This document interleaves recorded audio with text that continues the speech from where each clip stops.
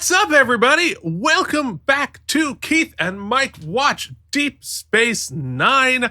We have a very exciting episode for you today. We are in part 3 of the season 2 opening saga entitled The Siege. How's it going, Mike? Keith, it's going great. I am very excited to discuss this third chapter, the resolution, if you will. We can see where things have gone. We loved part 2. We really liked part 1. Can they stick the landing? Because really the entirety of the arc rests on whether they can stick the landing or not. You don't remember the trilogy if it sucked at the end. You really only remember if they stick the landing. So a lot of stakes today. High stakes. Yeah, no, and I'm sure you're curious, and even I am curious whether Mike thinks they stuck the landing. So we're going to find out as we go through this episode.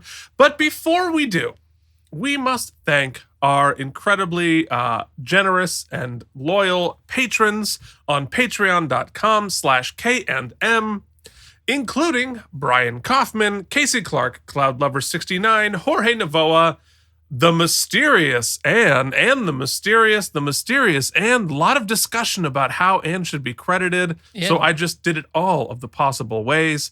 Alan Zimmerman, CRM Productions, and Charles Babbage. And right after we finished recording this, we had some delays. We were going to do it on Saturday, and then I had a pet thing happen. So we are going to be recording the series premiere of the animated Star Trek series. I'm really excited about it. I'm really excited about it, too. I built a whole graphic. We're going to be watching it on a vintage 1970s television. Have we discussed whether we found it anywhere? Is it on YouTube? No, it's on Paramount. Okay, it is. All right, good. It's on Paramount Plus, where you can pay for all the Star Trek you've been getting for free.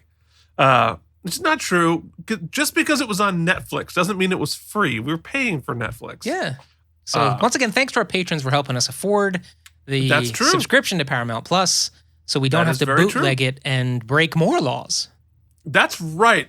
If it weren't for our patrons, we would be breaking laws right, left, and center. So thanks for keeping us out of the slammer on patreon.com/KandM. Very excited to do that once we are done with this. But, we have a very important episode to talk through, Mike. We do.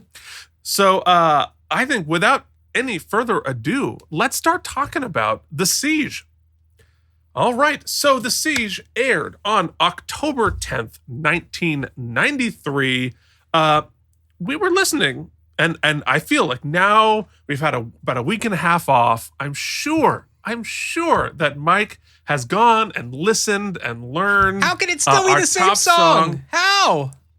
Well, because songs don't move as quickly as movies do. If you're got a hit tune, you're gonna want to listen to it a few times. And of course, we were listening to "Dream Lover" by Mariah Carey. Lover, I still haven't listened. Ooh. Okay. I think we're going to get a copyright strike for Twist and Shout, but we'll take it. Wait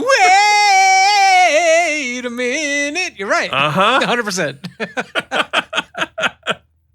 All right. So, this week I have been, I've been contemplating the next piece of information that I give every week because it's been a little depressing, right? The New York Times headlines, I think just the state of humanity is just too depressing. And we're not here for real depressing. We're here for fake sci-fi depressing allegories, not the real allegories. Yeah. So instead of the New York Times headlines. What was the date? What was the date on this again?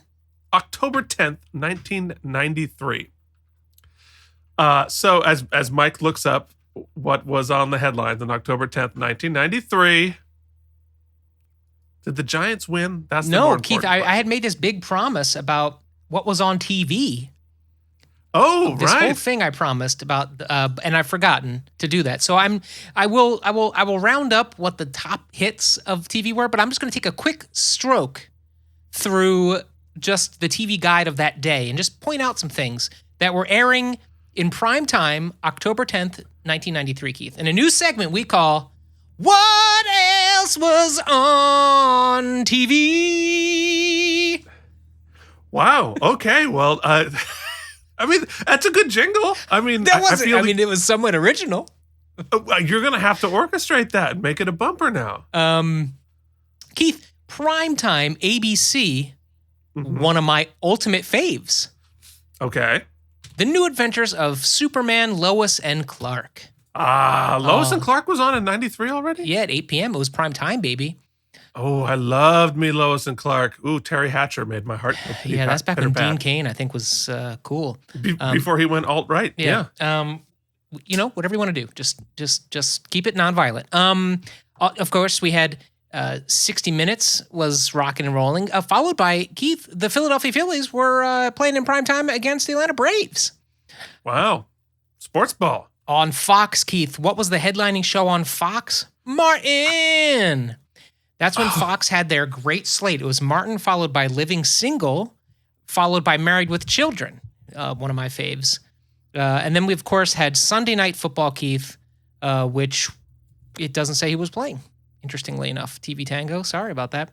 So anyway, that was some of the hits on prime time, so that's what we were competing against. Yeah, there you go. Yeah. Okay. Well, you know what? Hold on. I can actually tell you because now I'm curious. We had a segment on our other show that people just hated with a fiery passion called Sports Ball.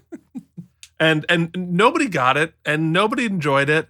But that didn't stop me from doing it every time. The Sunday night game was the Green Bay Packers beating the Denver Broncos 30-27. This was John Elway. And was Brett Favre playing at that point? Let's find out. Who was the starting quarterback in 1993? It was Brett Favre. There you go. The New York Giants. Ooh, this was a great game. Beat the Washington racist names 41-7 in Washington. I remember the game well. Howard Cross cut along. All right. Anyway, blah, blah, blah. So speaking of useless segments, instead of the New York Times headline, Mike, are you ready for the new source of news? Because this is the internet. We dubious sources of news are exactly what the internet is all for, and we all believe it, every word, right? Well, else was on Trek, right? Is that what we're looking at? No, that's not. No, we are going to talk about the top headline, October 10th, 1993, and that is, of course, Space Alien Baby Survives UFO Crash. Our trusted source of news, Weekly World News. Yes. Look at that space alien baby. It's got little pucker fingers going on. Did you just say pucker fingers? Yeah. All right. It's got little sucker things. I loved the Weekly World News. Read it pretty consistently. So I'm so thankful you brought that back. Yeah. Well, I'm sure you've already read this issue, but there it is.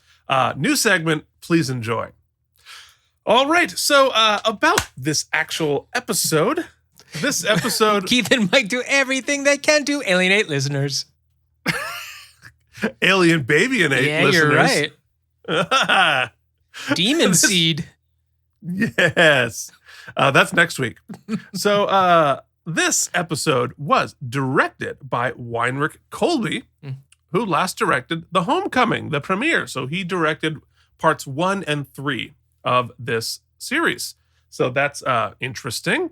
And it was written by Michael Piller, who last wrote on The Forsaken, which we really liked, with Robert Hewitt Wolf as the story editor, who was also story editor of The Circle. Which means it is time for the most trivial of segments. And it goes like something. Oh no, my thing got in the way. It goes a little something like this. Wow. Gross. Now, Keith, waste your time. With what? With trivial trivia. Okay, trivial trivia for season 2, episode 3, The Siege, begins with some more information about a certain giant spider. The Palaku spider model was a favorite of Joe Longo, who did the effects. Longo commented, the effects guy found he found the model. He was going to a garage sale and got it for about $2. It wasn't hairy at the time. It was a big plastic spider and mechanical, but it wasn't scary or ugly, just big. But it was exactly what I needed, so I got it from him. I took it out to the special effects shop and had them put a motor in it with a remote. then took it over to Michael Westmore and had him put hair all over it and put in its teeth. The funny thing was, as I remember, that when we brought it up to Mr. Berman, Rick Berman, he looked at it and he liked it. I showed him how it moved with the remote and it was really slow. He said he'd like it to move much faster. So I sent it back out to the shop and had them put a heavier motor in it. I brought it back up to him to look at it again, and when I got it there, I had the secretary open the door for me, and I just had the spider run into the room on its own. They all did double takes and really liked it. You really only see it quickly on the show because if you spend any amount of time on it, you can tell exactly what it is. Which is true. Although I think that would have been much more effective had it been moving very slowly. The spider was bad. Yeah, if it were just moving sort of, like this. Yeah, but it's sort of in a comedic beat of the episode, so it's not really going for real scary, because already you're kind of getting kind of a comedic beat by Dax, and so, I don't know. It worked for me. Yeah, fair. It's fine. It doesn't matter. So, at least it's practical. I like a practical It is practical. Effect, Yes, well, they definitely did not have the money to CG a spider at that point. Because this was the most demanding effects episode of the season. Gary Hutzel commented, "It was a very big show. It had an odomorph, a miniature photography combined with live action, a big phaser battle, and a flying dogfight, which amounts to lots of the effects." Which, watching the dogfight again, I'm like, you know what? That was pretty damn good for 1993. Yeah. And in order to do that, they had to do some conceptual drawings. So, as a bonus in Trivial Trivia, Mike, why don't you show them the sketch they made of the internal ship for Kira and Dax battling there? Looks pretty cool, huh? Yeah, it's really cool. I mean, it's amazing the amount of detail they go into on conceptual sketches. Mm-hmm. Because that took some time. Like, that's a lot of work. I mean, and obviously just like artistic talent. Yeah. To be able to pull that off. It's interesting that that's kind of the look there, because I thought they'd need to comp at least some of the reverse shot too, because they do a lot of work in that kind of front screen as well. And the movement, it's almost a Disney ride basically is what they're doing. So very cool. They might have just pulled it out from a Disney ride they'd closed and slapped some gizmos on it. Who knows? So that is Trivial Trivia. And now we go to our next segment called What Was TNG Doing? And guess what? Last week I said Gambit Part 1 played. Nah, that was this week. Oh, Keith already screwed up. I know. It's terrible. It's the first time we did the segment, I screwed up. So last week, Next Gen did Interface, which is the episode where Geordi is distracted by the news of a possible loss of his mother while he uses a new remote probe technology to search for a downed spacecraft. Certainly not one of like the legendary episodes, but I thought there was some interesting stuff there. I liked the sort of drone, the VR drone aspect of it, which is now very much a regular thing, but then was very sci-fi. So our guest stars this week include, of course, Rosalind Chow as Keiko. We have Richard Bamer back as Lee Nullis, Stephen Mocht back as Krim, Philip Anglim back as Vedek Bareil, Max Grodenchik as Rom, Aaron Eisenberg as Nog, Louise Fletcher back as Vedek Wynn, Franklin Jella back as Minister Jaro, and our only new recurring character, our new guest star, is Steven Weber. Oh, Mike got it right. Day. Steven Weber. Yeah, I always get him confused with the Office Space guy. Yeah, I can see that. But they're very much not the same guy. Not the same guy at all. Steven Weber, of course, Wings, right? That was his big claim, one of his big claims to fame that I remember, Wings back in the day. The other guy is more, he's Pirate Pete in Dodgeball, or, right? Isn't he like, is it Pirate Pete or? No, Pirate Pete is, from Firefly. Right. Gary Cole is the guy I'm always confusing Steven Weber with. I confuse Steven Weber with Pirate Pete. Really? Yeah. That's crazy. Anyway, so regardless, Steven Weber Weber's here. Turns out to just be Steven Weber, and he's excellent. He's just Steven Weber, but And I think I always get confused. I expect Steven Weber to be funny, but he's not the funny one. Cole is the funny one. All right. So what do you say we hop into our screening room and discuss this episode, Mike? I think we should do it. And here we go.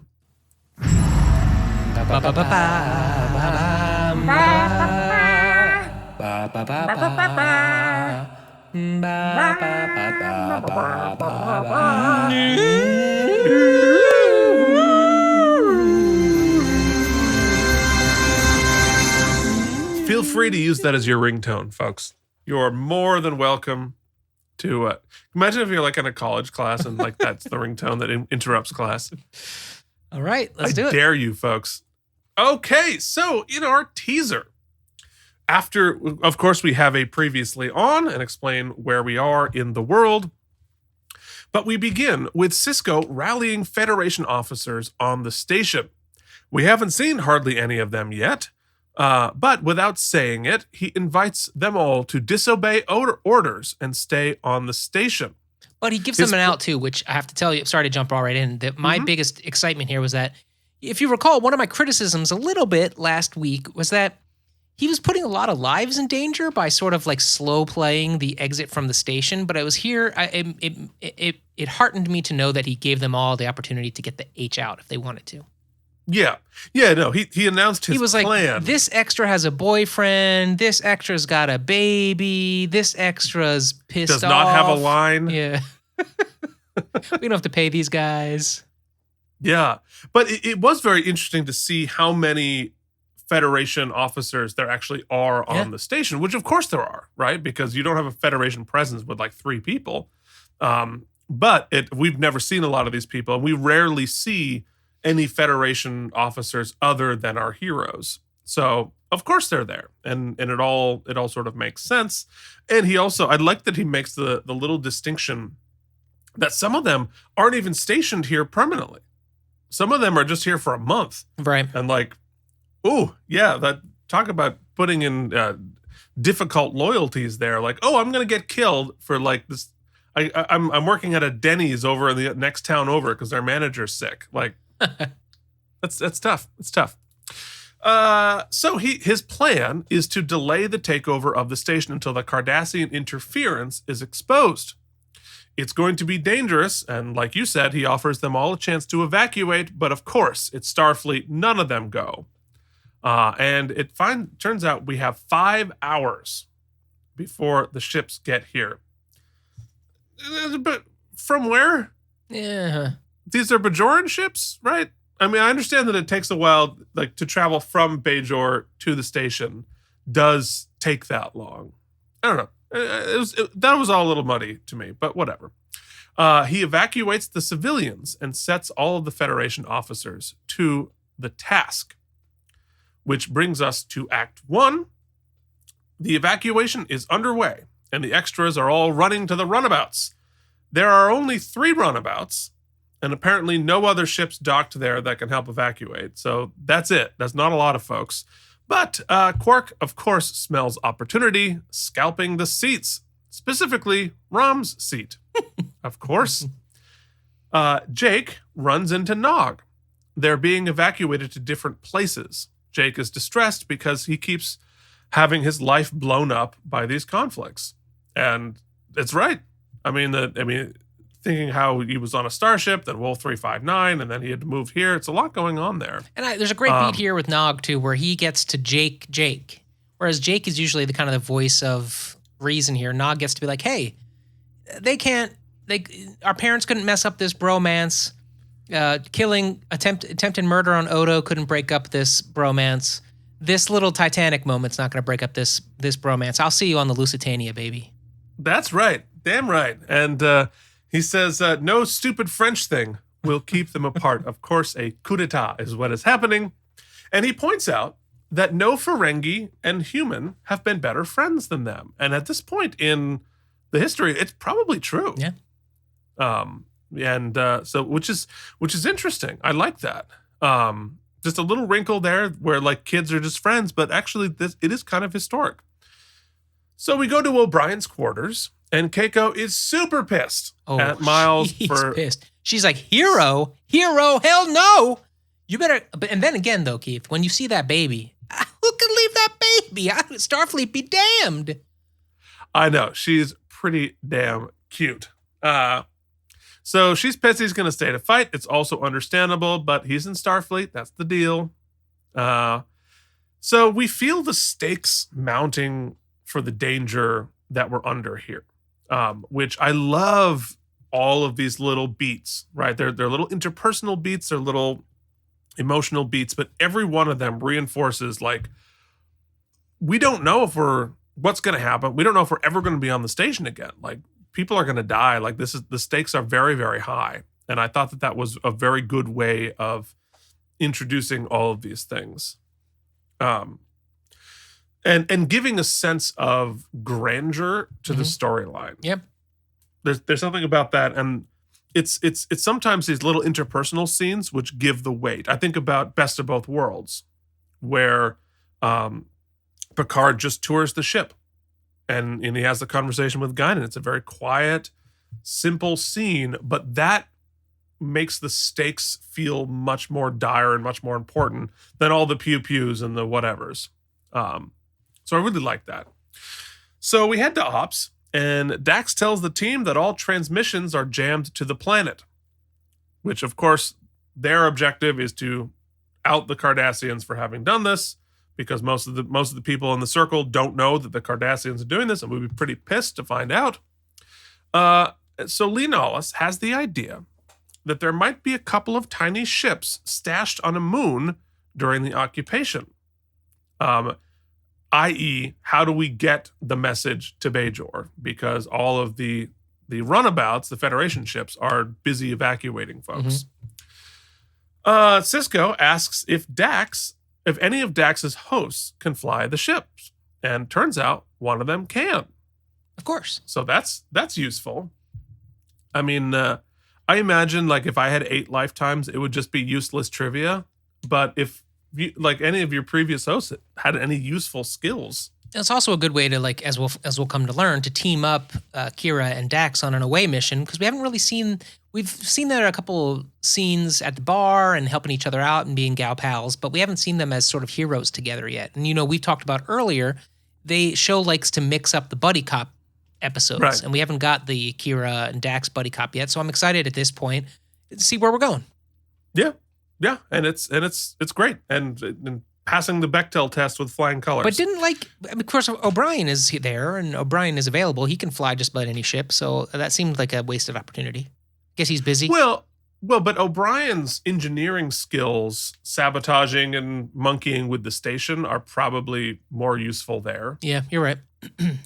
But so then Odo shows up with Quark in tow, and he caught Quark scalping seats.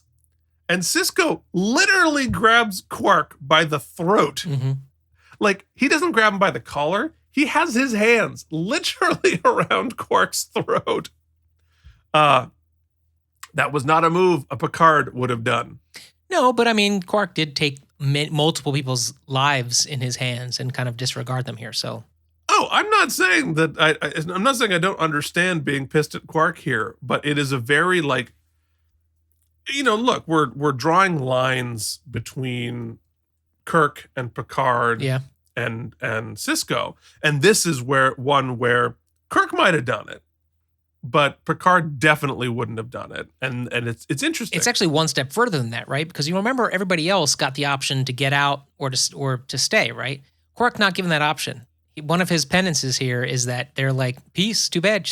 Rom got rid of your seat. Man, sucks to be you. I guess you're sticking around. Yeah, well, I mean, that's he sold his seat. That's what happens. Bashir calls from the airlock, and there's panic at the lifeboats on the Titanic.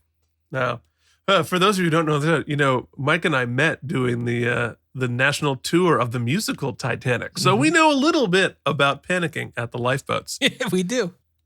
Yeah, we both died. We sure did.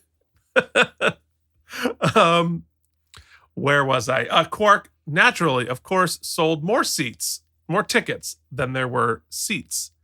And it's interesting here because there are more people on the station then they can evacuate in that amount of time because of only having 3 ships.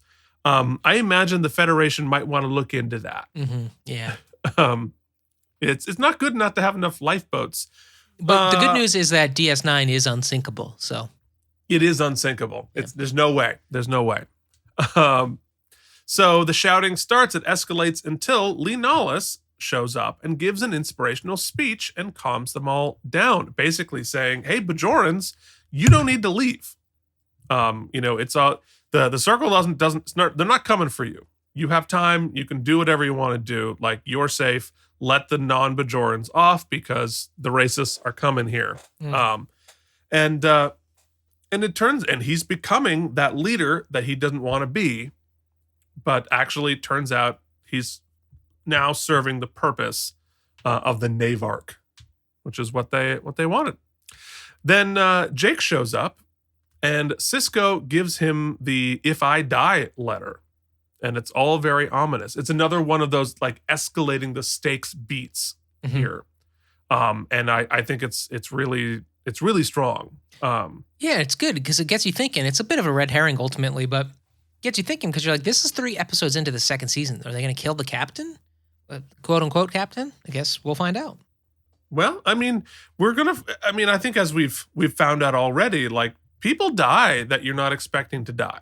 Well, I mean, maybe it's not that. It's not quite Game of Thrones, setting that stake, but maybe it's, let's look at it a different way. It's giving them an opportunity to have Ben say, I'm willing to die. I'm ready to die, willing to die, and I will go down with my post to do the right thing. And showing him as a responsible father, right? That he wrote the letter, he gave the letter, he said, don't read it. Yeah. Don't, and it's all subtext. He's like, give it some time. I leave you my shitty bathing suit from episode 1. It would definitely fit in your luggage. Yeah.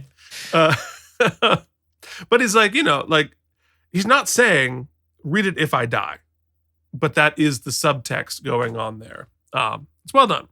Then, of course, Quark shows up with a suitcase full of money, but the lifeboat's full. Turns out Rom gave Quark's seat to a Dabo girl and abandoned him. So Quark is getting his comeuppance. However, he does get a giant suitcase full of money. So it could be worse. So we begin Act 2. They get right in on it, too. Here we go. Yeah, I mean, let's, like, TikTok, right? The Bajoran ship shows up. Krim arrives with a bunch of soldier extras who are doing way too much. Oh, they're doing a lot. But I will say this.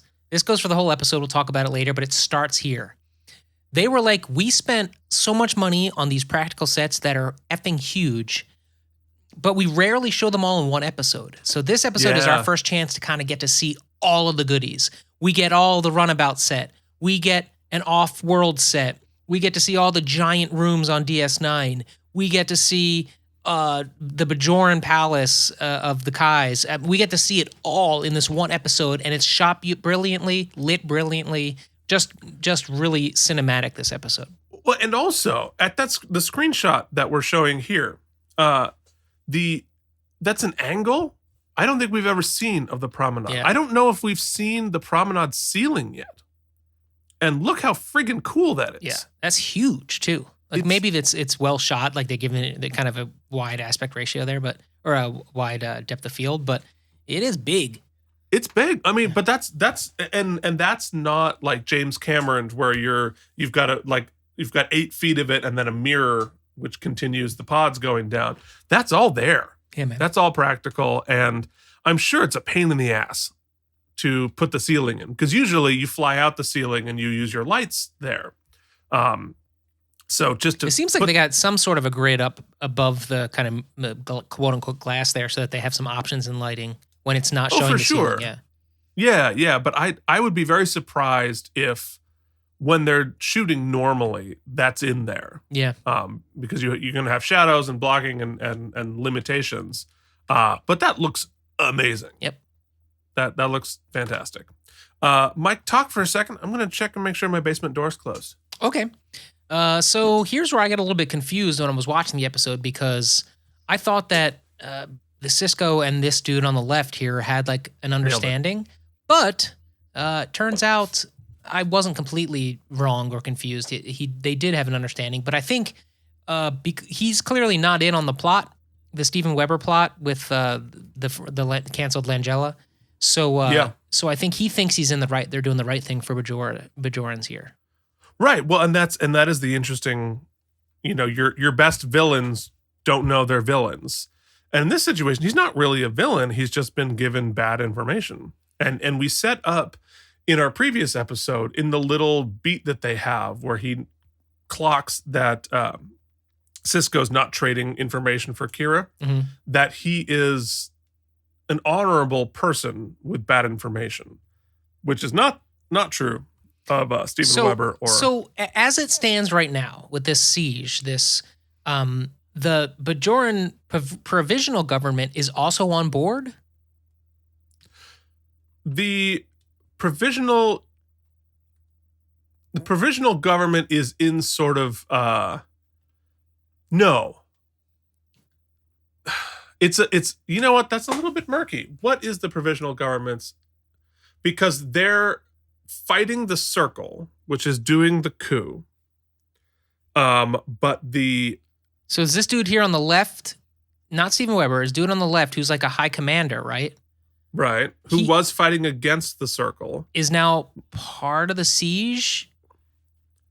He's part representing the Circle? So he is operating on Jarro's orders, who nobody knows is the head of the Circle. So Jarro, non-Circle Jarro in general, what's his, what remind me what his political / military standing is? He is, I think, I forget it was JD or somebody else. Like, he's sort of like a senator. He's not the leader of the government. He's like a senator, probably, leading up the Circle end of things, but not officially with them. I think there's a lot of wink, wink, nod, nod going on here in terms of the loyalties here. But yeah, that is a little murky, honestly. Because I was confused when this guy, and I forget the character name, I apologize, on the left. Krim. Yeah, when he rolls in, I was confused. And I was like, I clearly missed something or wasn't paying close enough attention to the sort of machinations of the coup plot and why he's in on it. Because I thought he represented the military might of the provisional government, but I guess not. He does, but he's underneath Jarro. So Jarro is in charge of the basically this is where a military coup, where the military is used as a tool by whoever's in charge. So Jarro is in charge of him, and he's like, I don't even know what side is what side. I'm just following orders. I report to Jarro. Jarro says, do this. So they're not looking to kill anybody. They're hoping that this goes smoothly. So and their understanding is that Ben was like, we're going to get the hell out. Starfleet was like, we're going to evacuate the place. So right. So Jarro's like, Starfleet's getting out, take over. Okay. I think is where that's going. But you're right. That is a little. That's more than a little murky. Somebody smarter than us. Yeah, I don't know that it'll qualify as a wormhole, but I think it's going to be it's a nit to pick, perhaps. Well, but I think it speaks to how messy coups are. Well, it's just like hot take. Messy, and your loyalties, and it's like take what happened here, right? Like Pence reports to Trump, but the minute the coup starts, they're on opposite sides, but they're not on the side of everyone else. And like, is the who's in charge of the military to defend the Capitol? Like, it's very confusing, and it gets really murky. Like the support the police people are now killing the police. It's like it's a big mess, and its loyalties are really confusing. So that is what I'm going to put it under there. So anyway, the soldiers show up. They're also joined by Steven Weber, who was Krim's right hand. I played Jack Nicholson in the TV movie version of The Shining. Did you see Steven Weber's version of The Shining? I saw memes making fun of it. That's about it. Yeah. Stephen King didn't like the original version, Kubrick's version. And I get it as an author myself. If you monkey with my stuff a lot, Like, I understand. Well, there's monkey with it a lot and then like change it entirely. Two different things, really. Changed it entirely. Did make a masterpiece out of it. And the Steven Weber TV movie version of The Shining. Less so. Anyway, we're continuing on. They think the Federation has pulled out. So they are confused as to why the station is abandoned. And I'm confused. Where are the Bajorans that Lee Nollis said to stay? Because they're walking onto a completely abandoned station. Well, yeah. I mean, I guess they're just like hanging out in their quarters. Like, I don't want any piece of this, which is what I would do. Yeah, I mean, it wasn't like Quarks isn't open, so. Yeah. Okay, fair enough. So, but then of course we see our heroes are hiding in the ductwork, as we expected.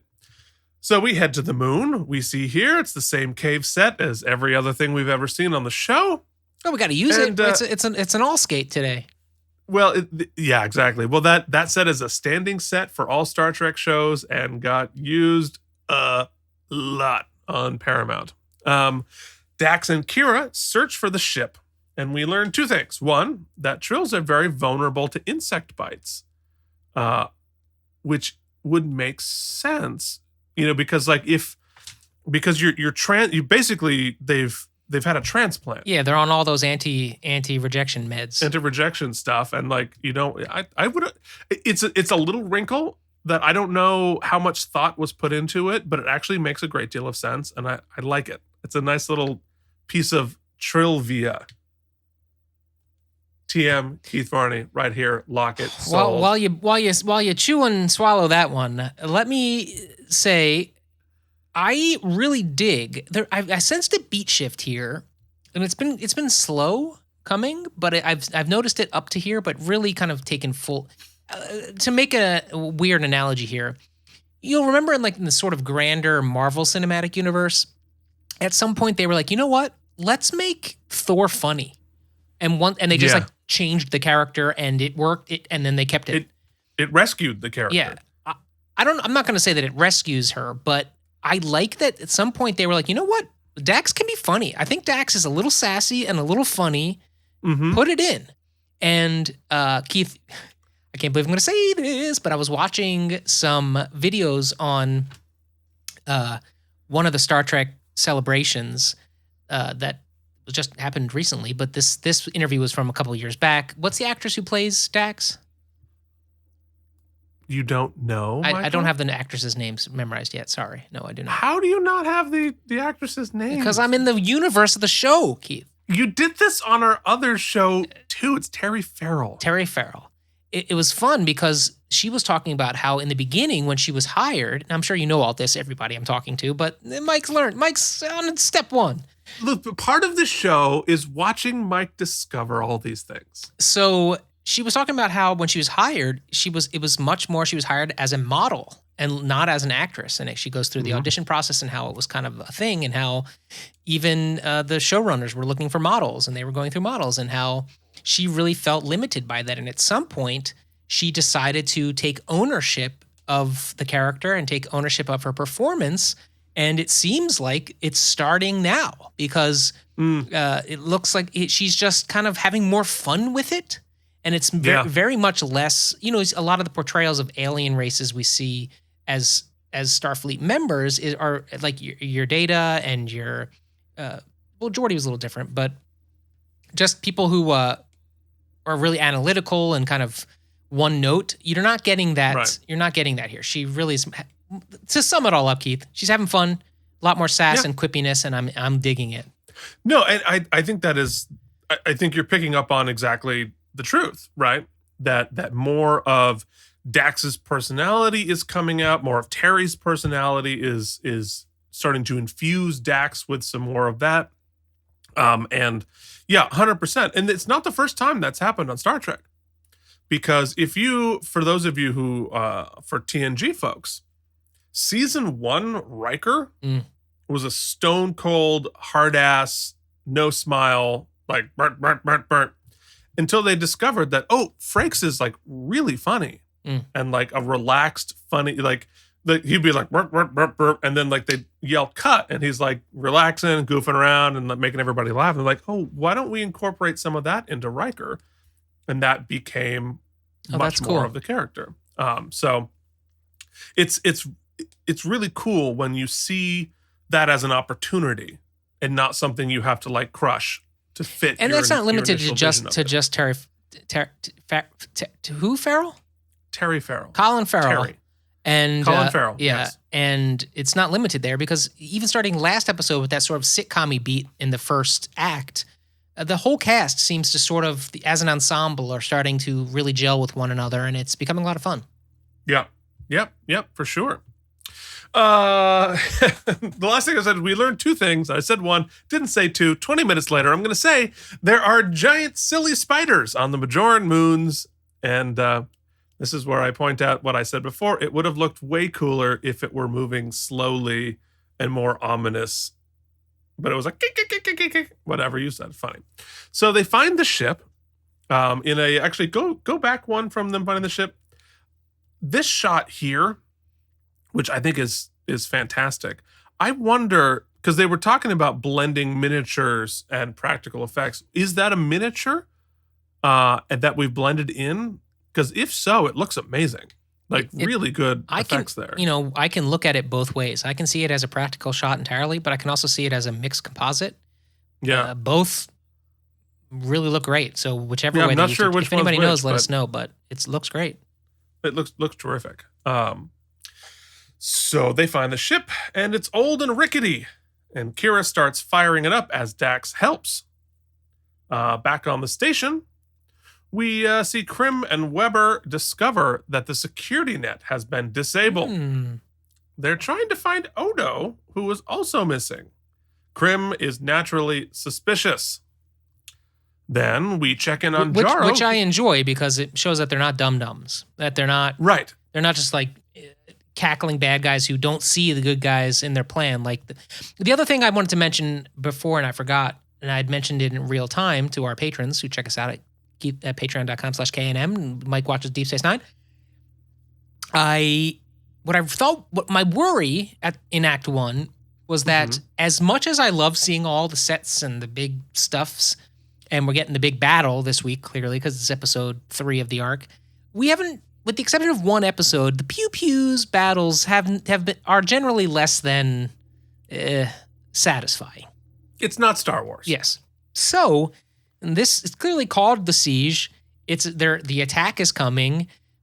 It's got to have battle sequences. So I'm a little concerned about if we're resting our laurels on that. However, once I see everybody in the ductwork, I'm getting all the Assassin's Creed vibes because Mike loves a what do you call it? A stealth adventure. And the fact that we've got it, we've established in the stakes that we're outnumbered, outgunned, that we're going to need the stealth. And I'm loving that those seeds are planted. And here we go. Yeah. No, and there's something really fun and satisfying about a like sneak around, sabotage, pick them off one by one. Because that's how we did it as kids, right? When you got your play phaser, you're hiding around you're in the basement, you're under the pillows, you're behind the thing. That's how you do it. Yeah. Keith, if only I had a phaser here that I could pew you. If only you had a phaser. Yeah. Stay tuned Saturday for our next review. And to finish the thought on what you said about like why it's so much better that Krim isn't a dum-dum. So that it's not like a Swiss Family Robinson finale where like where our heroes are so far ahead of the bad guys, it really isn't much of a challenge. This guy, he kind of picks up on what's going on almost immediately. And that makes it more interesting. So then we check in with Jaro, who wants to celebrate, but Krim says the battle has not yet begun. See, Krim knows what's what. Jaro reminds them not to kill Lee Nollis to prevent him from becoming a martyr, showing some political savvy, even if he's lacking a little bit in the military savvy. And of course, Wynn is there in her kick-ass hat. Love that hat. Love it. That like what that does for the character, it's fantastic work from the costume design.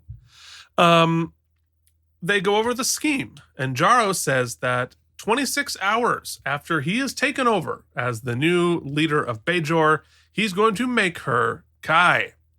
Because we all know that Bajor has a 26-hour day, Keith. We learned that early on. We sure did, which, of course, the station observes because they are in Bajoran space. We also learned that they didn't count on everybody having seen parts 1 and 2 of the episode, because they sure as heck just recycled this entire beat from last episode, just at a different location with different lighting. Look, first off, Mike, there's no Netflix, there's no Hulu, there's no DVR. Yeah, you're right. So this was syndicated, which meant it was on in a different time and station in every city. Unless you like are able to queue up that 1993 VCR and set the auto record, like that shit was hard. Mm-hmm. I mean, trying to like, and here's the thing, for the kids out there, setting the VCR's like schedule to record was impossible.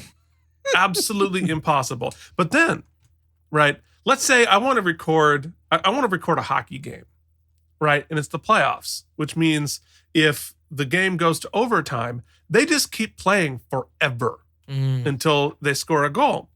And your VHS tapes, guess what? They run out. I mean, you can put it on super extra long play, but then the resolution's like... ugh. Resolution's terrible. So, like, in order to be sure that you hope that you got it all, you have to put it on SLP, or the super long play, which is, you get 6 hours as opposed to 2, but it's garbage. And chances are, like, the VCR is not going to remember to turn on and record it anyway. Anyway, blah, blah, blah. We're old. I used to, guys, so 2 things. I remember my first VCR, which was so old that it didn't even rewind. You had a separate machine that rewound for you. Yep. You had to take it out and put it in a separate machine to rewind. The rewinder. Yep. Sure. That's how I knew my friends were rich, because they had a rewinder. Yeah, dude. So, and then my last VCR that I had was like it was like an archaic technology that it sort of sensed the difference in volume between the main feed of the show and then when the commercials switched over. So it tried to intelligently assume where the commercials were, and it would stop and fast forward through the commercials for you. And I would say it worked like 65% of the time, but it felt like magic. Wow, that's pretty hardcore for a VCR. Cool. Yeah, well, there you are. There's your... but I feel like most of the people watching this probably also had a VCR. VCR memories in the comments below. Yes, VCR. Yes, absolutely. Drop us your VCR memories because... Yes. Or like something really important that you set to tape that just got biffed. It was like you recorded the wrong thing, or it started early or ended early.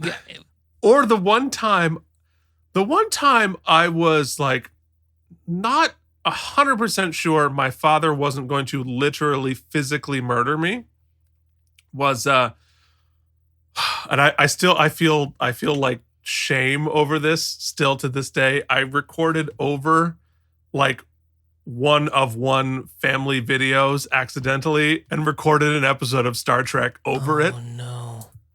Gone forever. Someday I'll tell the story. I was looking for a blank tape to record something, and I found one that had XXX on it, which to me said blank. And let me tell you, at that point, that XXX was just as precious as your family videos, because that was hard to get your hands on. Mike changed as a human being that day. All right, let's continue. VCR stories. Tell us all your VHS hopes and dreams in the comments below. Well, let's please, for the love of God, get to Act 3, where we head back to the moon, where Kira and Dax have the ship up and running, sort of. It's pretty funny old tech. Dax is just punching stuff, and she's freaking out, and Kira's like, whatever. I like it. So we head back to Sisko's office, and Krim and Weber argue about what to do while we discover that Sisko's baseball is still on his desk. We all know what that means. Mike, what does that mean? It means Sisko's person must still be there. He wouldn't leave his ball behind. That's right. It means I'm coming back. This is my desk. Get your Buck Buckeye out of here. Yeah, get you. Oof. Trilvia. TM Keith Varney. I'm so proud of that. Buck Buckeye, I don't know about that. Oh, okay, that's good. Okay, so the ball's there is what we're saying. Yes, more fondling of Cisco's balls. So then the power goes off. The sabotage starts. Cool. Weber sends out search parties for the saboteurs. Then we go to the Ducks, and O'Brien is talking about how awesome combat rations are, but they're terrible to everyone else. You would think that 500 years into the future, we can travel faster than light. We can beam ourselves here and there, but the combat rations still suck. They don't got a Pop-Tart anywhere? We can't find a Pop-Tart. Right? And that's all and they had the forethought to bring combat rations, and they have replica. They couldn't they've been hiding for like 2 hours. They couldn't replicate like a sub. Or how about they don't have you eat before? I mean, if it's is it that desperate 2 hours in? You didn't have a snack from the replicator before? I'm sure they've got a Wawa's. Yeah. Just go and get yourself a sub, tuck it in your bag, and you got all the. Why are you immediately eating the combat rations? But I will say, also, how long did they expect to be hiding? Well, they didn't know, right? It could have been any amount of time. But remember, the ticking clock started at 5 hours when they began this. So they've been prepping for 5 hours, which means they probably finished right before they showed up. So they have, by my count, been in the tube here for 20 minutes. God damn, I'm hungry. Somebody get me a snack. Get these emergency rations. Oh my God. But have you eaten an MRE? No, I did have that freeze dried space ice cream way back in the day. Oh yeah. I had a friend at this time whose dad was a military nut. And he would he had all these MREs, the military rations. And so we would have them for dinner sometimes. Kids. Oof, creepy. Anyway, yeah, some of it was okay and some of it was not. But it was all very, the military-y. All right. So anyway, the Federation officers are now in civilian clothes, naturally, because they are not operating as Federation officers. Odo calls and says there is a security patrol going through. And Odo pops out of the friggin' wall in what I think is a fantastic effect. Yeah, T2 style. I mean, how cool is that? And so how cool is it? This is where they're using Odo's abilities really smartly. And I think really because he's able to spy and tell them exactly what all of them are doing because he can just melt himself into the floor. Pretty cool. Very cool. And I love that effect. That's cool. I love that. That's badass. So, excuse me, Bashir and another officer wait until they get into a cargo bay. Then they ambush him and take the patrol prisoner. So this is how they're going to do it.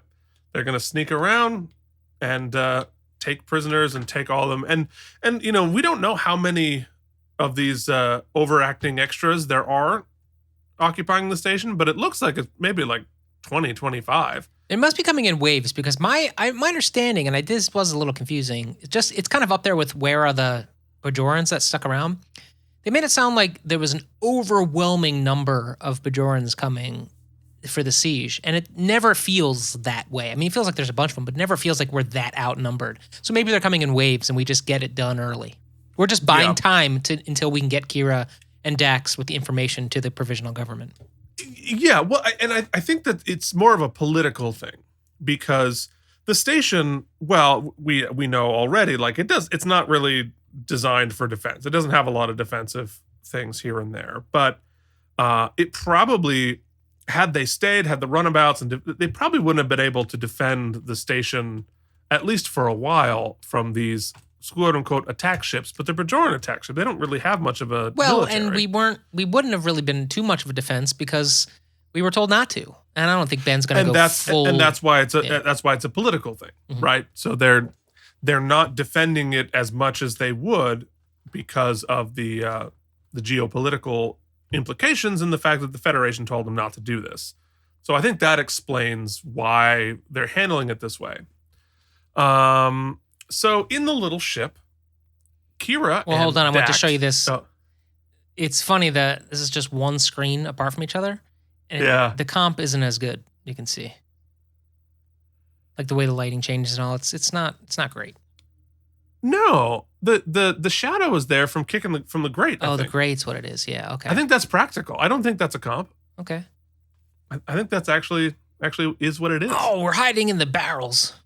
Yeah, and the people pop out of the barrels. It's very the barrel hiding is a little silly. It is a little. You know what? But still, it's fun though. I mean, did you watch the Disney Swiss Family Robinson when you were a kid? Mm-hmm.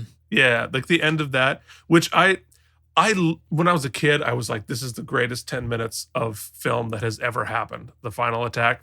And I went back and watched it when it was on Disney Plus. I'm like, oh God, this is so unbelievably racist. Yeah. But I didn't pick up on that when I was 10. So I love how they all thought that Bashir couldn't handle this thing. Like, it wasn't like this was a huge tactical, strategical win. He just kicked out the gate and was like, freeze.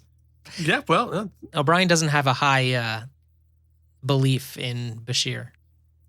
Well, no, because, at this point, we've only begun to transition away from just like dumb, horny Bashir into more competent Bashir, which thankfully we are actively doing. But anyway, so in the little ship, Kira and Dax get near Bajor, but their navigational sensors are down. Kira doesn't care because she's a badass. Then they're under attack by 2 other ships.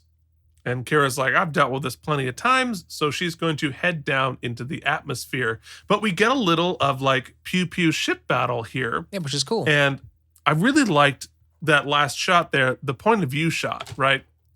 It's smart from a technical standpoint, right? Because when you're looking through the screen, you have a lot less screen to fill with these special effects, but it feels very claustrophobic. And, I think they're Star Trek doesn't always do this well, but in this episode, they did a really good job of only showing what they could show that looked good. Mm-hmm. They didn't show us stuff they couldn't pull off on that time frame and that budget and that technology.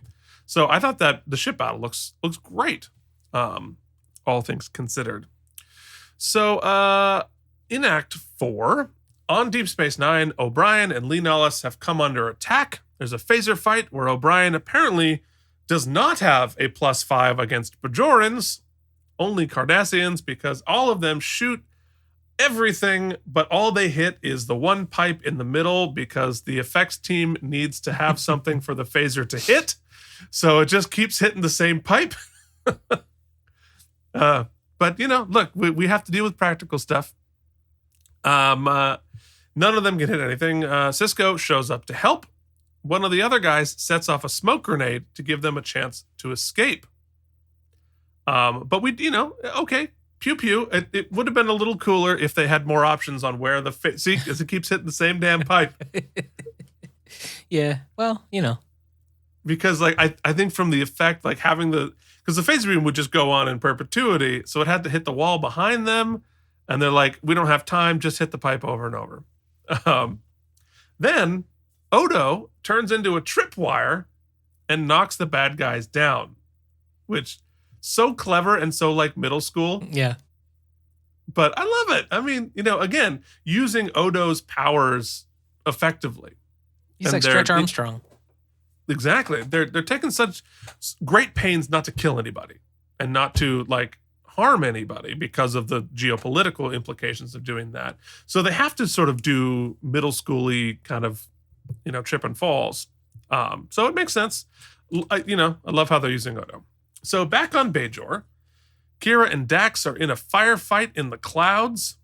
And like I said before, it looks really good for 1993. And they shoot down the first fighter. We rarely see, at this point, I don't know if we have ever seen a firefight in an atmosphere before. Definitely not POV like this. It looks great. It looks great. And, it changes the lighting. So the set because almost always you're shooting in dark space. So the set is going to be lit very darkly. So it doesn't have to hold up to sunlight. But in this case, they did have to hold up to sunlight. And it's cool. I really liked it. But of course, then they're hit and they are going to crash land. I thought that shot was fantastic. Super cool. Yeah. Like really cool. They crash land and we head back to the station. Oh, this beat was hysterical. They got a little fire extinguisher, but it's got one squirt in it. That's it. It's hilarious. Yeah, I mean they're able to like keep a funny buddy cop caliber or sort of a tone here while they're going through all this craziness. So we head back to the station and Steven Weber is in Quark's and they find out that, hey, one of the holosuites is in use. They enter and discover Sisko and the crew conspiring in the holosuite. Obviously, it's a trap, which they walk into like dum-dums. Krim is not a dum-dum, but apparently all the rest of them, especially Steven Weber, is a dum-dum. And, of course, they're now trapped in the holosuite. And Sisko, this is the key moment here. Sisko tells them that the Cardassians are supplying the coup with weapons. And they beam Steven Weber to Ops, ostensibly to tell Krim and cause all this to end.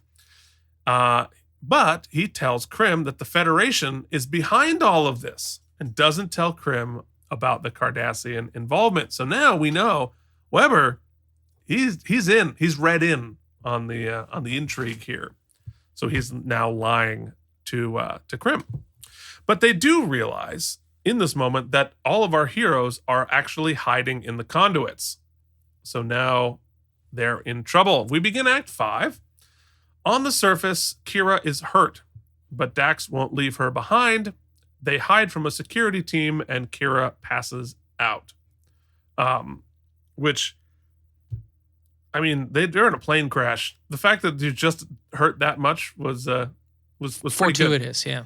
Fortuitous. But then again, we don't know. But we don't know what their safety. There's no seatbelts on Star Trek, so I don't know how. I know they have inertial dampeners, whatever that means, but whatever. So Odo, back on the station, Odo calls Sisko and says they're going to start flooding the conduits with anethrazine gas. Sisko realizes that their only move now is for Lee Nollis to convince Krim that he's on the wrong side, which is kind of what this is all about. So we head back to Bajor, and Kira wakes up on the Bajoran monastery. Turns out the security team was Bareilles, and he has rescued them.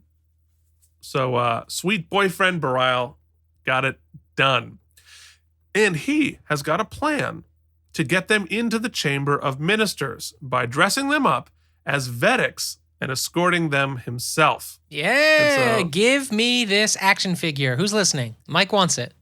Mike wants a Dax in a Vedek's robe. With Bajoran nose. Dax. Yeah. Well, I mean, I know that this custom figure exists. I have seen it online. Somebody has made this. Mike wants. And probably both of them. So there it is. We're basically going to spin off Look at My Star Trek Toys and to Look at Mike's Star Trek Toys now. Send me. Get my address and send me this figure. No, all the figures, all the exciting figures come here, man. This is the mothership. Deep Space Mine. So that's bad. So we head back to the station, and Quark is moving too slowly through the conduits, which this is another wormhole for later. They can only flood one conduit at a time. They start on with an deck gas. 5 for whatever reason. Why? Are they not capable of just flooding all of them with the gas? They've got one guy he's got a little tube. Okay, here we go, and it goes to the next deck. Also, doesn't it seem like Quark, if he were a little bit brighter, if you can't get off the ship right now, why don't you just stash your latinum bars somewhere and come back from later? You'd think it's a giant station, and there's only about 12 of the bad guy extras. Yeah. Well. And I feel like Quark probably has a hidey hole or 7 on the station. But it's a comedic beat. You got to do it. Yeah. So Bashir makes a yo mama joke to Quark. And Quark tells Bashir the 31st rule of acquisition, which is, Michael, don't talk about my mother. Yes, never make fun of a Ferengi's mother. It is interesting because A, Quark's mother will eventually be an important part of the series. Ooh. And played first by a Broadway legend and then replaced. We'll talk about that more later. But the other thing about the 31st rule of acquisition is that the number 31 will eventually be very important to Bashir. But we don't know that yet either. Okay. So there it is. Put that in your noggin and think about when the number 31 comes up again. Okay. So then Sisko calls and tells Bashir to make a big distraction before they're captured at airlock 14. So they set up a fake fight when Weber, of course, sends everyone to Section 14 to do the fight. But then they get a call saying they've already won the battle and have taken prisoners. But it's a ruse. And our heroes are just trying to get Krim alone. So I don't know why Steven Weber decided to send... they only had 12 extras to begin with. We've already captured 8 of them. Yeah. So he sent all of them there to the distraction. But from a strategy standpoint, we totally get it. Get the leader alone by diverting people over so we can get the Lee Nallas to chat with Krim. So we head back to Bajor.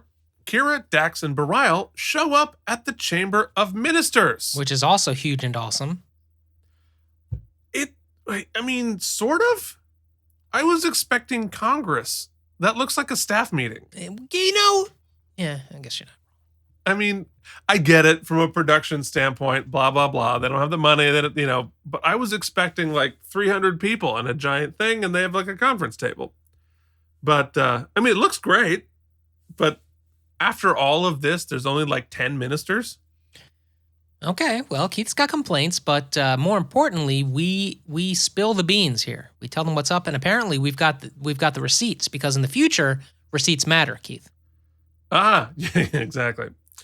Kira does her speech. Jaro tries to squash it, but Vedek Wynn, of all people, says, "No, what? We should investigate." So Jaro is forced to give in and investigate. So we head to Ops. And Weber shows up, and Krim is pissed that he didn't tell them about the Cardassian well, we also interference. can't forget when Jaro does the right thing, does the political thing, and he says, "I totally support this investigation," as he's literally running away. Oh, of course. Yeah. Well, and it's interesting Wynn's play there, right? Right. And I have a theory as to why she did that, and that is, her political instincts are really smart. She's the rat who knows to get off the sinking ship. And she made the calculus before everyone else, like, oh, game's up. Let me be the first one off. And she does. And like you see, her political skills and instincts are very, very sharp, is what I took from her being the one to pull that off. So, anyway, we head back. Krim finally has found out the truth. It was the Cardassians behind, and the circle is broken. Krim immediately turns the station back to Sisko. Then Weber pulls a phaser and tries to shoot Sisko. He ends up, of course, killing Lee Nallas, who is just thrilled not to have to go into politics. So what did you feel about this resolution? I should have seen it coming, but I didn't see it coming. And I think it works. It's kind of what we wanted at the season finale. We needed some sort of a savior death there. But I thought it was good because already the circle had been broken. Already he had fulfilled his political sort of legendary status. But now he gets that martyrdom. And I think that this is what it took for him. Even though he had kind of achieved, he had been heroic, he had served his duty in the episode prior, I think right here, you can see his expression here, even in this performance, in this still. Here is where for him, it checks the box. Like, you know what? I did it. Now I'm dying for the cause. I saved someone's life. Like I feel fulfilled. So I thought it was cool. It was a cool personal beat for him. Yeah. And it also, I think the resolution of the bigger picture with the circle and Bajor, like it's very Star Trek and perhaps more true in 1993 than it is today, where like just the truth and some information is enough to quell something like this. That the people in the circle, just the information that the Cardassians were behind it was enough to be like, oh shit, we were wrong. Mm-hmm.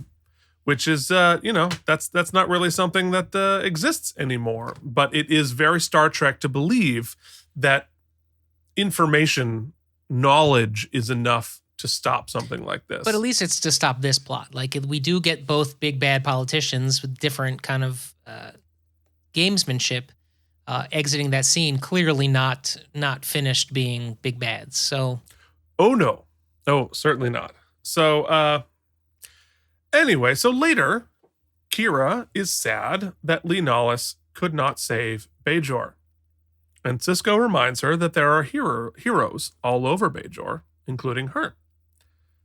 Which is, which makes sense. And now if you look at what Kira specifically has done for Bajor, by quelling this and all the occupation, she kind of is a really big deal for the Bajorans, and she just doesn't see that. So Cisco then tells O'Brien, when he asks, like, he was just a normal dude, tells him they're going to keep the legend of Lenalis alive for the history books, which again I think is a really deeper and more complex concept of this than we're used to, because history being written by the victors, of course, and that our history is a tool as much as it is a record. And I think that is interesting. It's an interesting little beat here. And, of course, the evacuees arrive, and we have our happy return and the end of the 3-part Homecoming, Circle, Siege trilogy. Which means, before we start throwing out some self-sealing stem bolts, it is time for Mike's Star Trek vocabulary quiz. And now it's time for Mike and Deglio's Star Trek Vocabulary Quiz. Your first phrase is inesthazine gas. Keith, do you have pesky problems with your Starfleet commanders hiding in your shafts? Only way to get them out, that's with inesthazine gas. Only problem, spoiler alert, you can only do it 1 floor at a time, so make sure to flush them out 5th floor down, baby. Yo, yeah, okay. Do you have an infestation in your shaft? Well, use inesthazine gas. That's gross, Mike. Your next word is palaku. Oh, boy. Anything I say might be offensive, so I'm going to just say I don't know. It might be something you would eat on a Bajoran moon. Is it a big furry spider? It's a big furry spider. Okay. It's interesting that the Bajoran moons have atmosphere. But I suppose that's entirely possible. All right, that is Mike's vocab quiz. It is time to come along home, Michael. Count to 4. AllamaEmmies, then one more. AllamaEmmies, it's AllamaEmmies time. Okay, here we are. It is time to wrap it up here in Quarks. Everybody tip back. Today it's a Dr. Pepper Cherry Zero, which is a green can, which always seems like, because it looks like beer, but it's not. All right. So, Mike, were there any wormholes in the plot?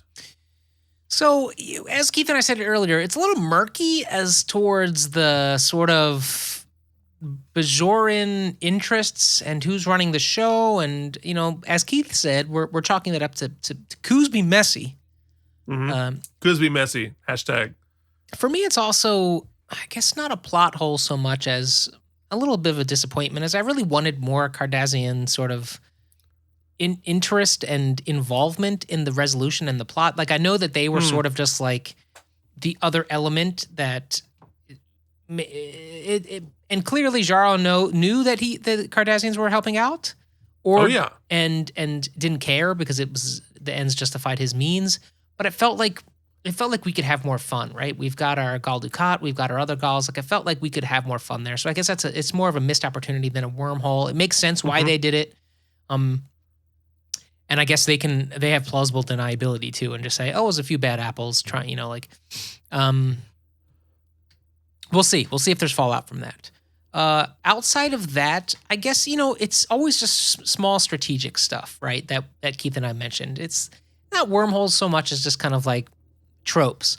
Oh, well, we can't have the Bajorans be dum-dums, so we recognize that they don't have their own scanners to figure out where they're at. Like, I guess they tried to technobabble us why they could hide in the shafts and nobody knew it.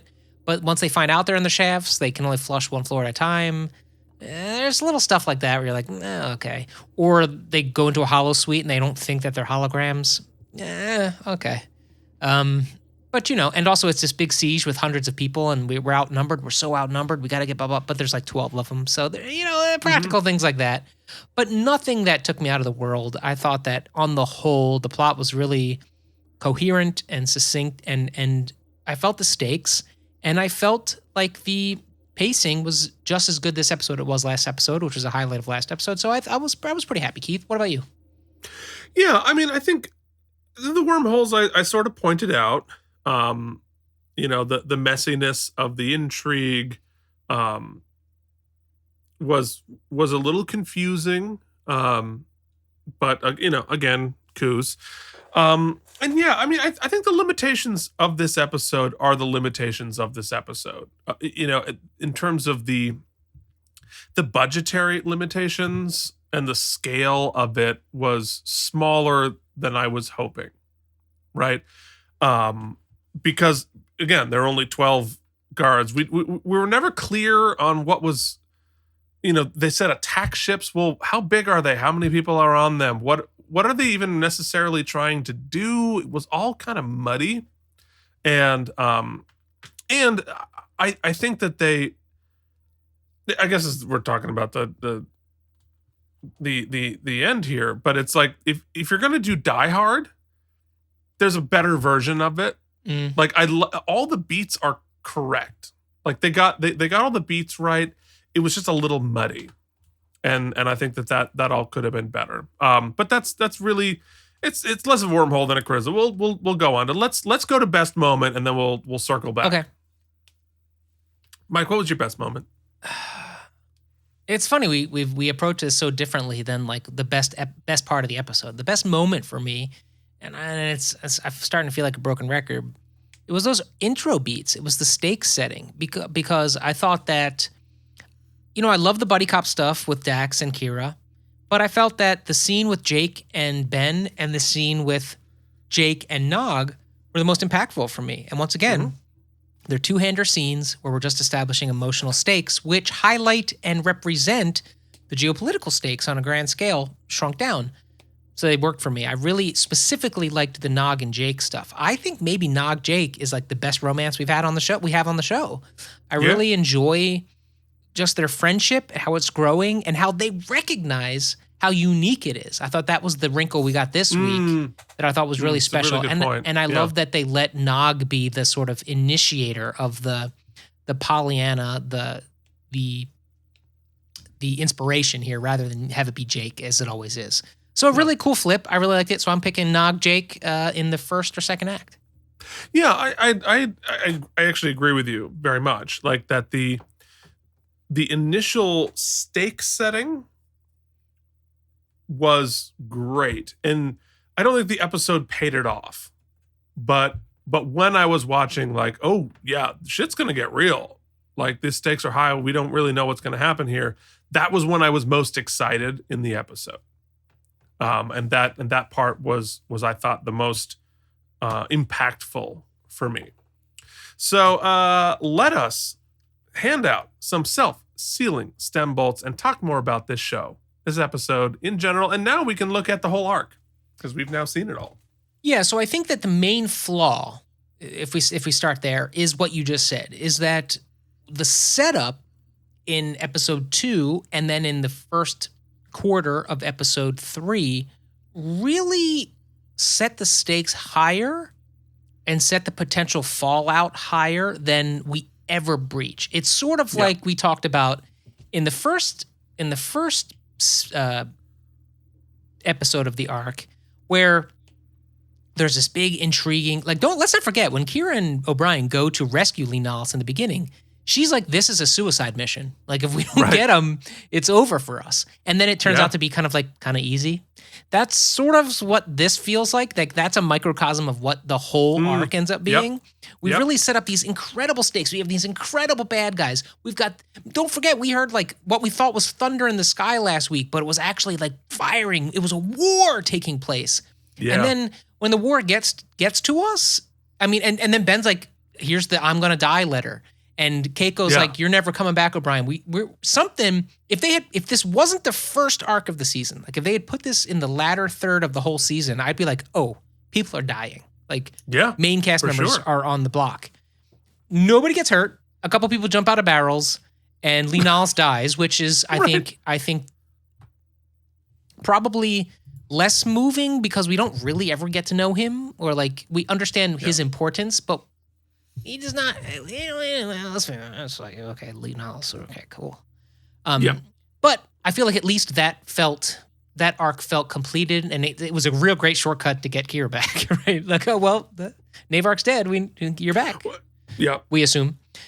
So that's my biggest disappointment. Now, the stuff that I think really worked well was, once again, like I said, they're putting the money on the screen.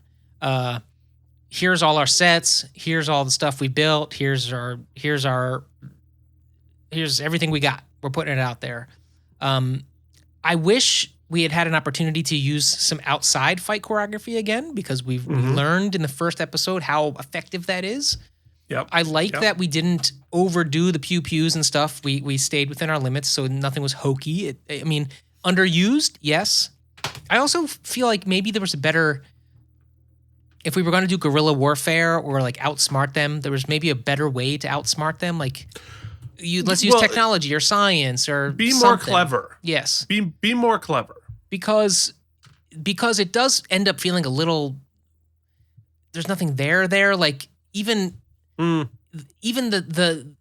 it felt like the intriguing stuff was the away mission, right? It was Dax and Kira. Like, that could have been a separate episode entirely of the adventure they were on, because that all felt a little shortcutted. And I don't have as much a problem. I don't think you said it was a problem. It's just our present doesn't really support how effective that evidence and them outing the circle evidence mattering to anybody's political beliefs. That didn't bother me as much because like it's sort of like the West Wing, right? It's competence porn. I love that stuff. That scratches an itch for me.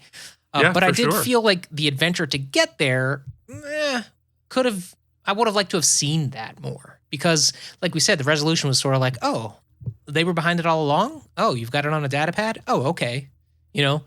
It all felt a little easy. This episode ended up feeling a little easy. The resolution was a little easy. The danger that we set never is really recognized.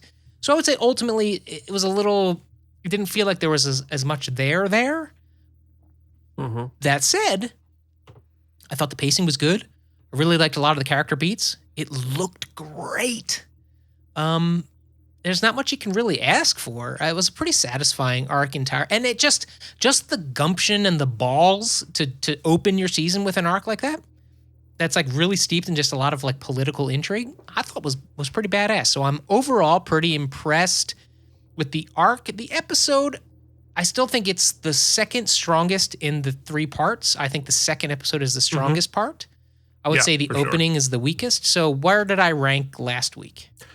Last week you gave an 83.5. Yes, and I was a little high. So I'm going to go 80, straight 80. I'm going to give it an 80 self-sealing stem bolts. Keith, take it away. A straighty from Mike. Yeah, I think you've articulated it really well. That it's we do so much setup of the stakes. We talk about the stakes. We reference the stakes. We set up the stakes, right? Both interpersonally, who's, like, are we going to survive? Are we going to get back on the station? Is Bajor going to be taken over by extremists? Does that mean Cardassia is going to take back over Bajor? Right? That, like, enormously high stakes through all of this. But at the end, you're right. There's no there. It's all easy. Like, after we set up, like, oh God, he gave Jake a death letter. Then it's all like through the whole rest of the episode. And as good old JR from the wrestling world would say, it's all sizzle and no steak. Mm-hmm.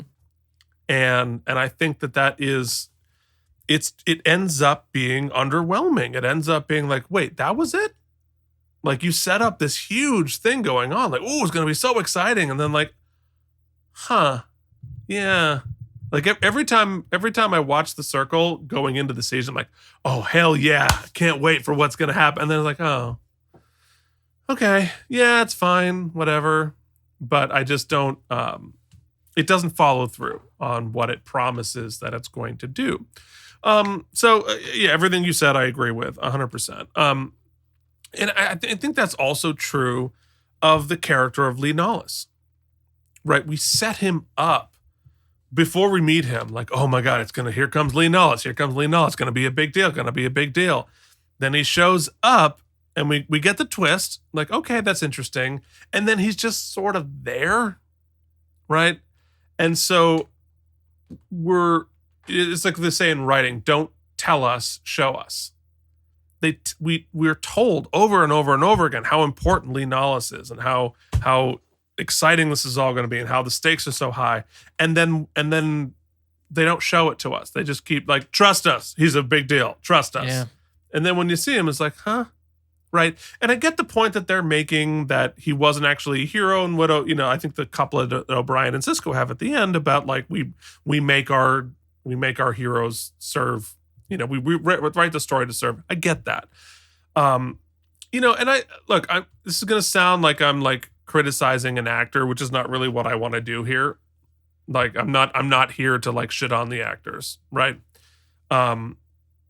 And I thought Richard Bamer did a perfectly fine job and he's a perfectly good actor. But I just think if you put in a more dynamic actor into that role, I mean, yes, the material given wasn't that dynamic either, especially after you set him up and then he's got like 3 lines, the rest of it.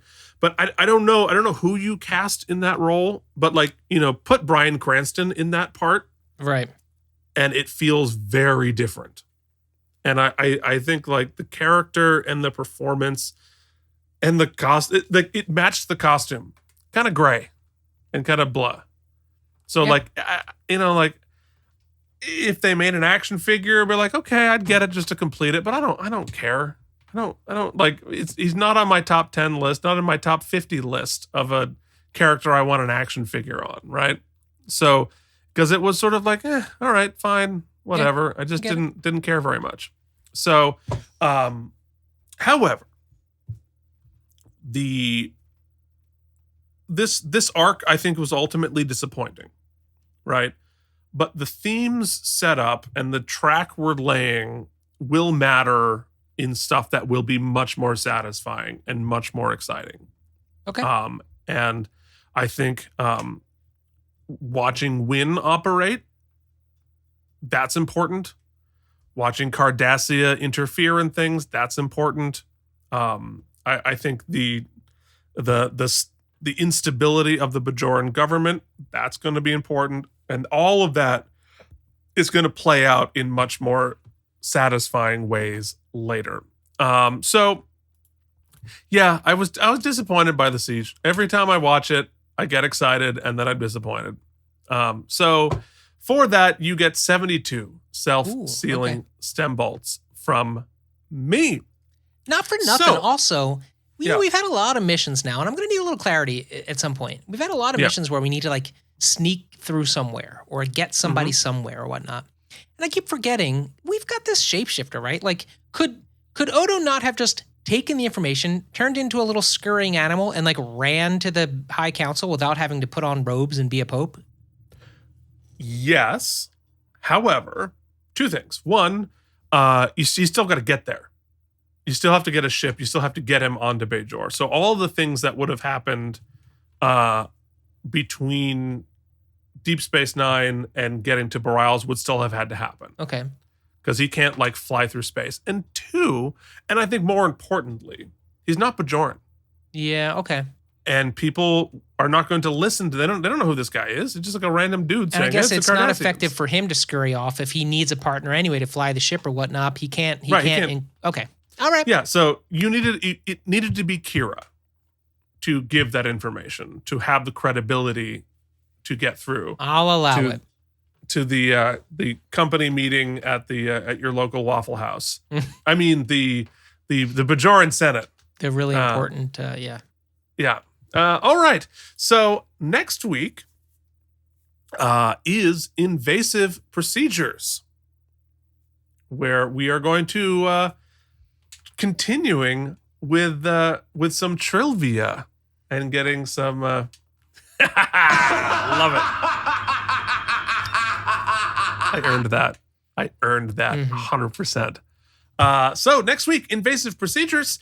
If you would like to see more of this nonsense, and including what we're going to record next, you can join our Patreon at patreon.com/KandM. Spell out that and. Lots of fun stuff there, but more importantly, you're helping support the show and helping support us. And that is the type of support that we really feel and appreciate. So we will be back next week with another episode of Keith and Mike Watch Deep Space Nine. Check out our Toys show, also here on your YouTube feed. And if you're listening to this in the audio only version, thanks for listening. We really appreciate it. Yep. But we are also available on the YouTubes, where you can check out our faces doing this, which I understand why you wouldn't want to. So till then, this has been Keith and Mike Watch Deep Space Nine. Thank you for watching K&M Entertainment. If you enjoyed our particular brand of nonsense, please like and subscribe. Or become one of our patrons at patreon.com/KNM.